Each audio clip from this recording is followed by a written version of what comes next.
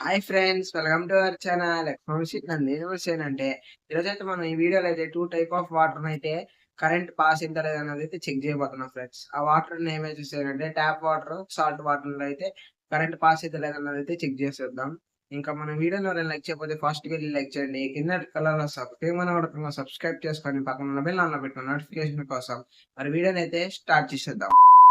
Friends, ఇది నేను తయారు చేసింది ఫ్రెండ్స్. మన కార్డ్‌బోర్డ్ ప్లే బటన్ ఎలా ఉందో కామెంట్ చేయడం మాత్రం మర్చిపోమాకండి. ఇదైతే సాల్ట్ వాటర్ ఫ్రెండ్స్.